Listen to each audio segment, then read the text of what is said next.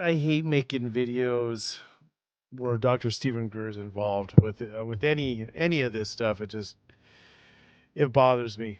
Oh, Dr. Stephen Greer, for 90% of his career that I've known of this man, um, he just doesn't seem legitimate. He seems very I don't know. I don't know. Anyways, this video here is Dr. Stephen Greer is having a podcast. He's on the PBD podcast, and he's talking about a bunch of different topics. One of the topics that gets brought up in the podcast is how Dr. Stephen Greer knows 100% that Lou Elizondo was a disinformation. He was an agent that was put out there to throw out disinformation about the UFO topic. Now, that's tough for me to swallow because I look at Dr. Stephen Greer. I don't even see him as a viable source of information when it comes to this particular topic. I know some of you guys are going to go into the comments. You're going to be all over me. Look, I get it. Okay.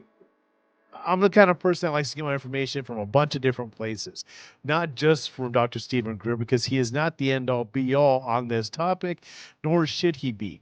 There are other people that are investigating this topic that offer different perspectives and different truths on this whole thing here. You know what I mean? And I choose not to believe the truths, Dr. Stephen Greer's truths, if that's what you want to call them, as factual. They just don't seem legitimate to me. They don't.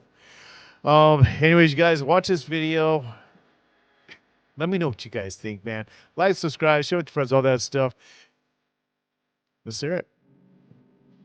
A pathway for them to come forward safely, be protected both physically, but also legally. Now that's going to take the new FBI director and more importantly, the Attorney General to work out. Pam Bondi, assuming she gets confirmed. And it will certainly take some executive orders from POTUS, from President Trump. So at that point, a lot can happen very, very quickly. Where do you see the level of interest in wanting to know this? Because everything's about the level of interest of an administration, right? Correct. Where's the level of interest with them? Well, look, in the couple of months since the election, right? I mean, it's been just chaos trying to put that together. And so I have gone to various meetings to provide information initially. And I know others are doing that. Unfortunately, some of the others doing it are known counterintelligence operatives who are providing false information. So I, briefly had a quick chat with Don Jr. at a meeting, and he had been taken in by a known counterintelligence person named Lou Elizondo, who is someone working to intercept these whistleblowers. And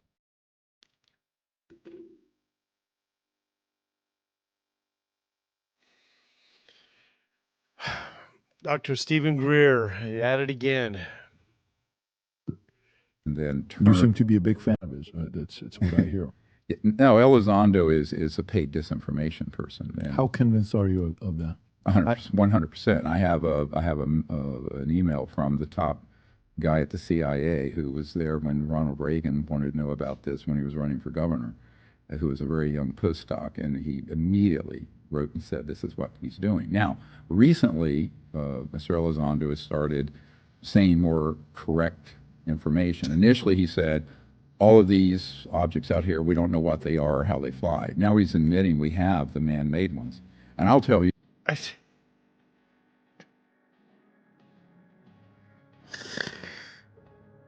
Oh, Dr. Stephen Greer, let me know what you guys think in the comments down below. And correct me if I'm wrong here. But at first he says he's a known disinformation agent, whatever you want to call him, right? Then he goes, well, how do you know? He goes, well, I'm 100% positive I know because I received a letter. And then he turns around and says, well, he's not a disinformation agent anymore. Now he's starting to admit the truth. I hate to say this about somebody on the internet because I Because look, it's obvious. I don't have all the facts. I don't. But just something about Dr. Stephen Greer just comes across disingenuous. The mass majority of the UFOs people see, they're not from outer space. They're not alien. They're ours. But they have dangerously been used in false flag operations and deceptive operations. What the Pentagon calls a deceptive, indication and warning, a deceptive INW. The pop culture would be false flag, which means you just set up a decoy, you set up a false operation.